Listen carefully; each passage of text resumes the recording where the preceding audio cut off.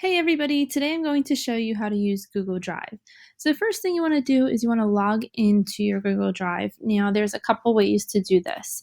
The first way is if you are already on your Google account or in a Google app rather, such as your Gmail or in a Google Doc or another Google application, you can click on the 9 dots which will be at the top of that page, and you can go ahead to the application that says Google Drive. So I'm going to click on that and it will take you right to your Google Drive. You do need a Google account in order to access your Google Drive. So if you don't have a Google account, you will need to make one.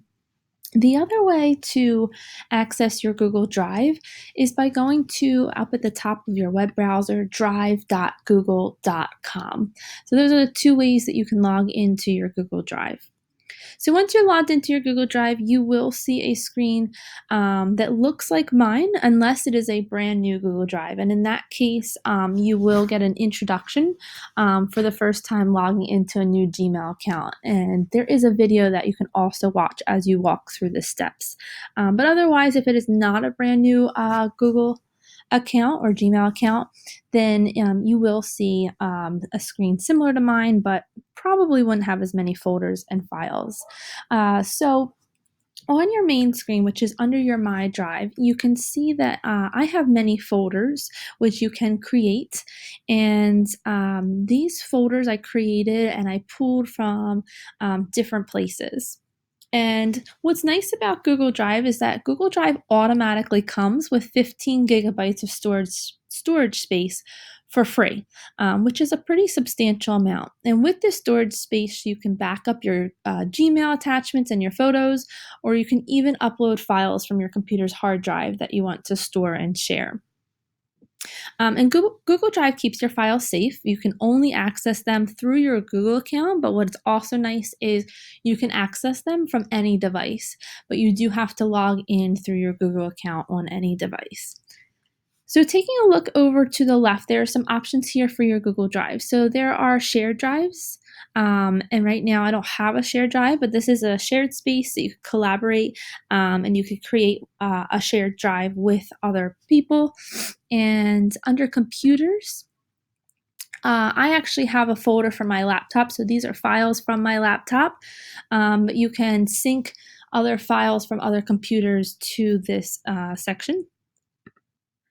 Under shared with me, this is kind of nice. So these are some teachers that have shared some information with me, and these are files that either other teachers have shared with me or several teachers we've shared together, and they all appear here. So if I know that, let's say, a teacher shared something with me, then I can go ahead into the shared with me file and find it that way. That's one way to find that file.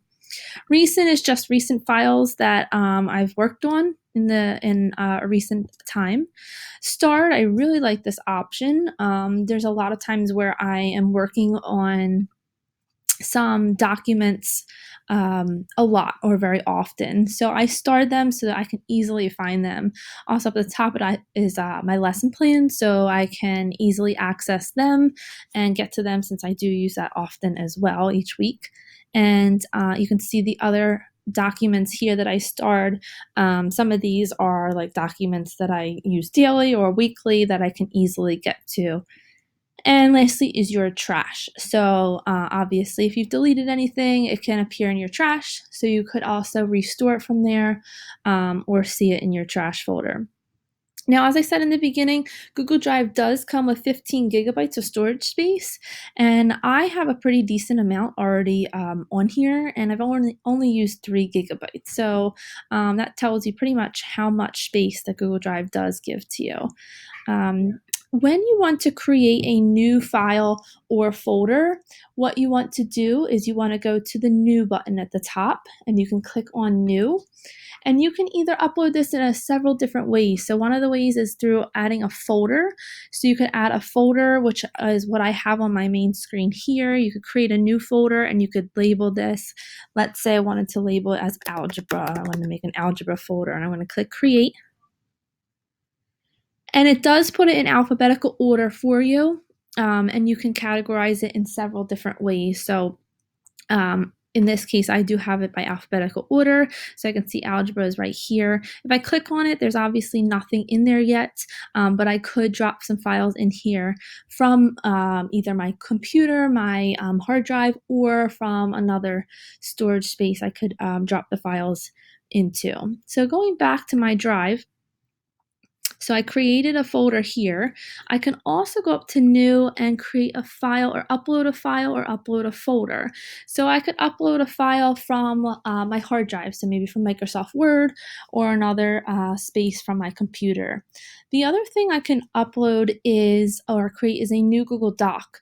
So what's nice is Google Drive has synced with Google Doc, which is kind of like Microsoft Word. Google Sheets is similar to Microsoft Excel, and Google Slides is similar to PowerPoint.